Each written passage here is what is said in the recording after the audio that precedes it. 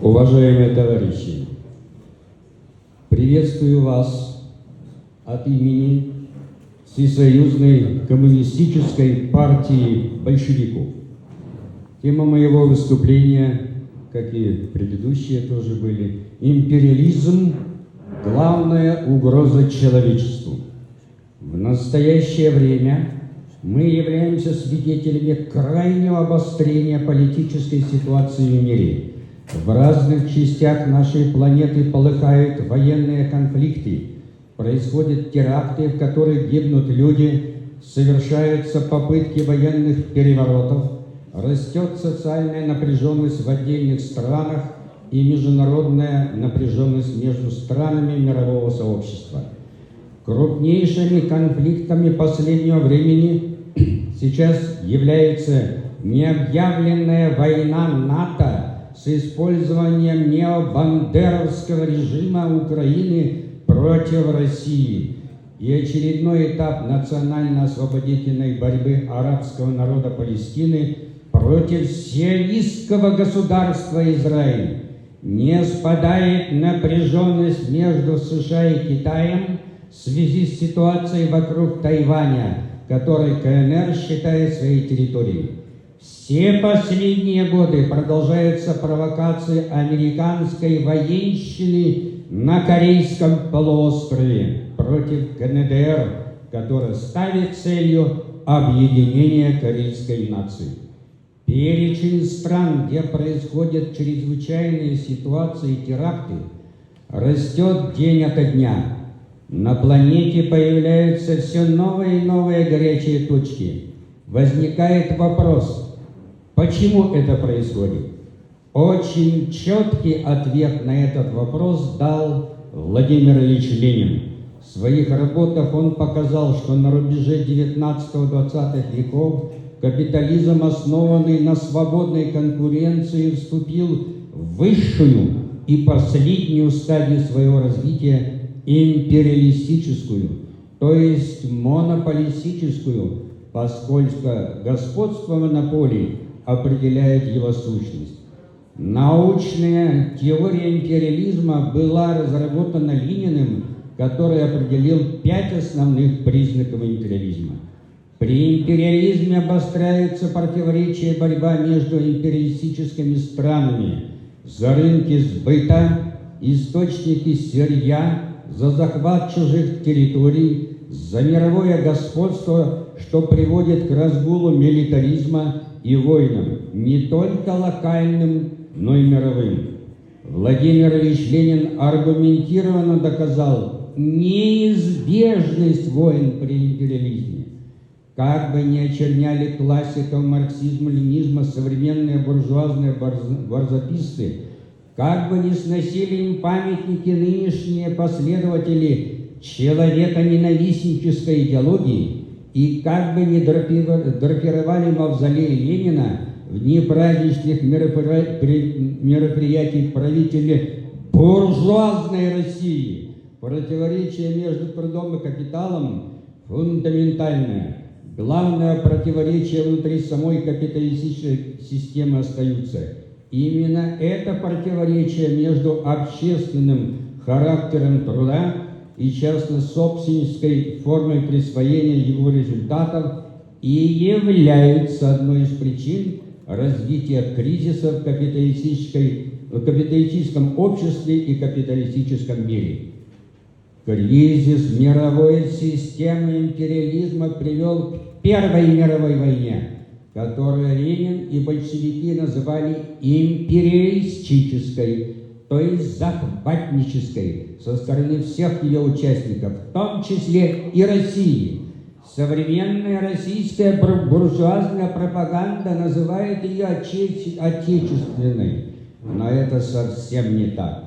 Все это создало возможность для прорыва империалистической цепи, осуществления Великой Октябрьской социалистической революции и создания первого в мире социалистического государства СССР, что положило начало общему. This speech is 26th and the 27th of this page, just for your notice.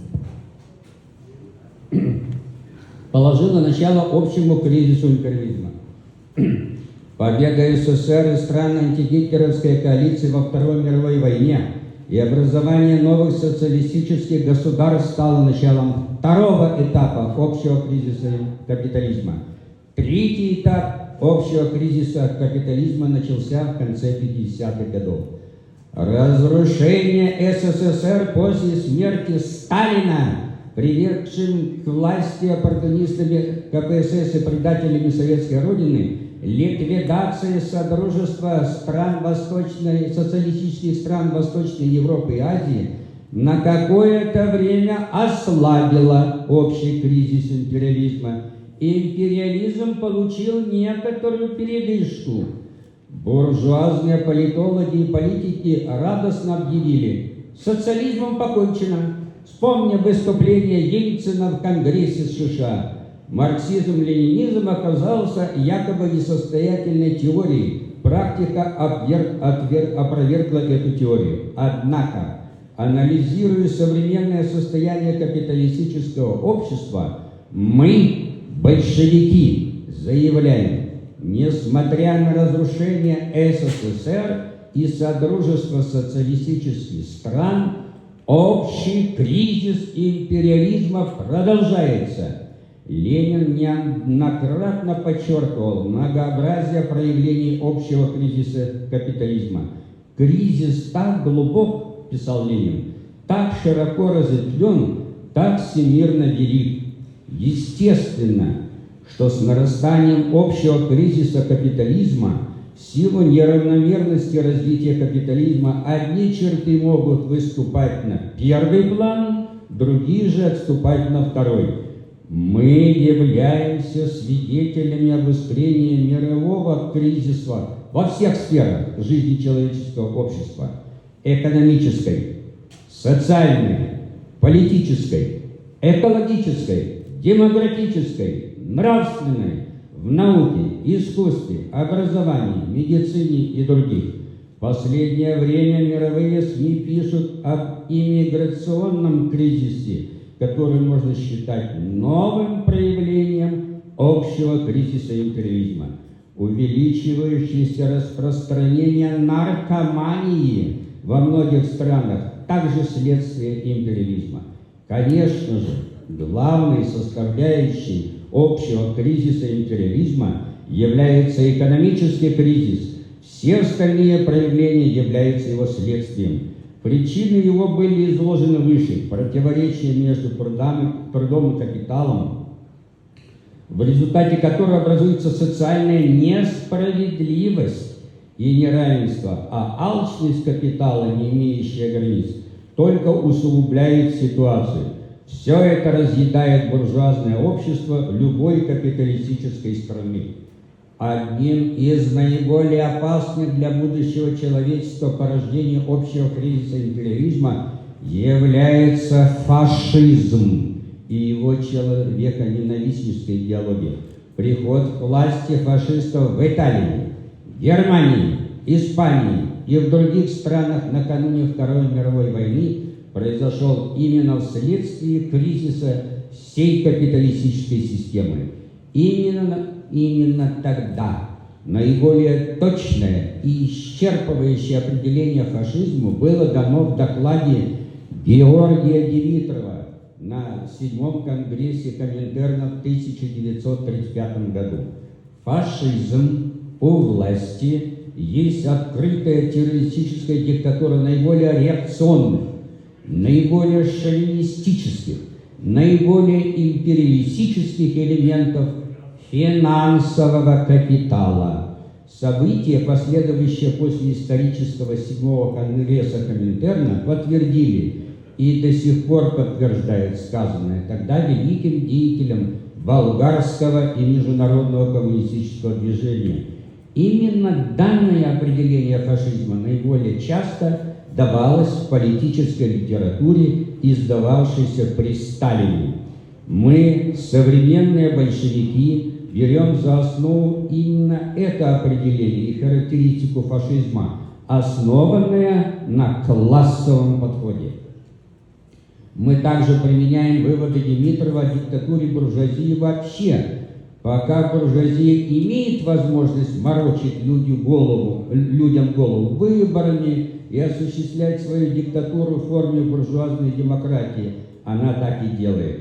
Но если ситуация выходит из-под контроля и методами буржуазной демократии не удается осуществлять свою диктатуру, то тогда буржуазная демократия отбрасывается и вводится открытая террористическая диктатура капитала. Так говорил Димитров. Так было во всех случаях прихода к власти фашистов.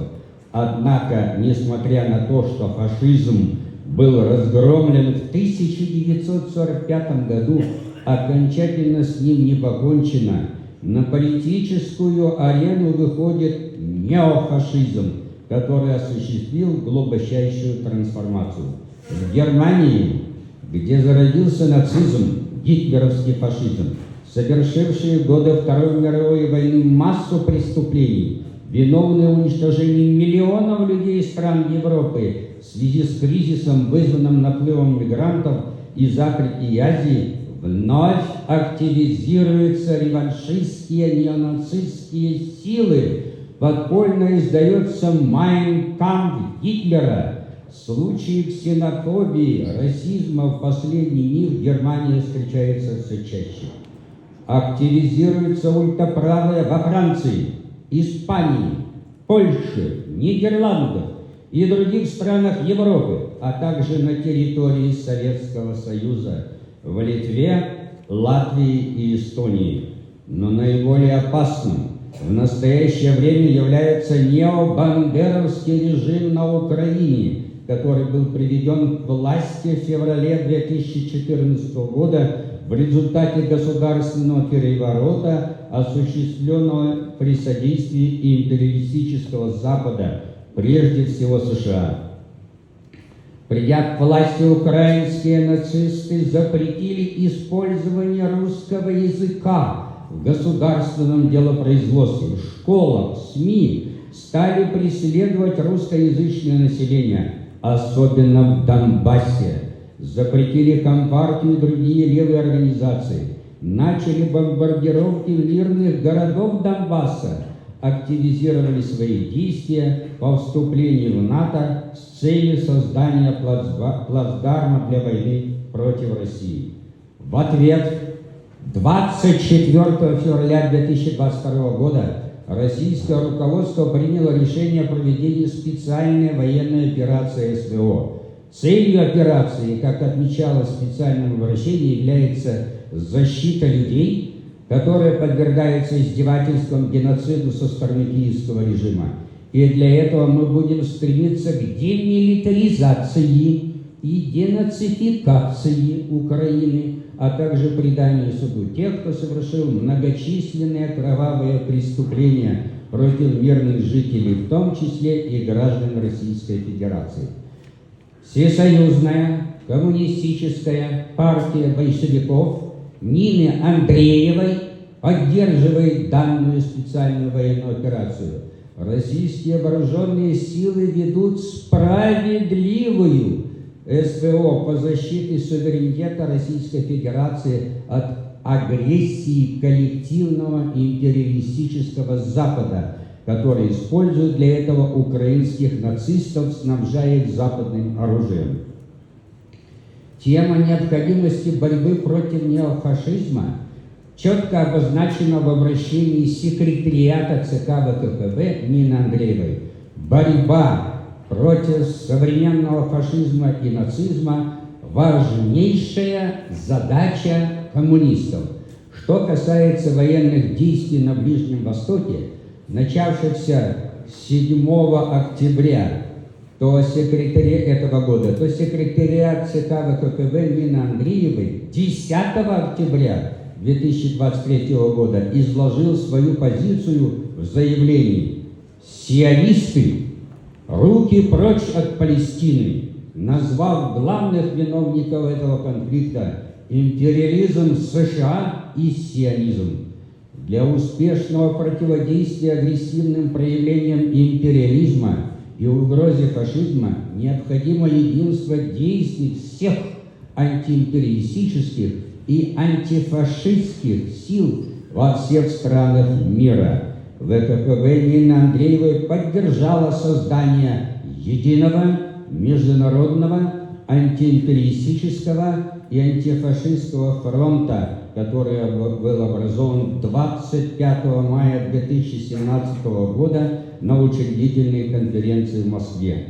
Девизом фронта его создатели объявили «Нет войне! Долой империализм! Фашизм не пройдет! Да здравствует социализм!» Всесоюзная коммунистическая партия большевиков Нины Андреевой поддерживает организации и объединения, которые придерживаются вышеизложенных принципов. Марксистский лозунг «Пролетарии всех стран, соединяйтесь» сегодня актуален как никогда. Thank you.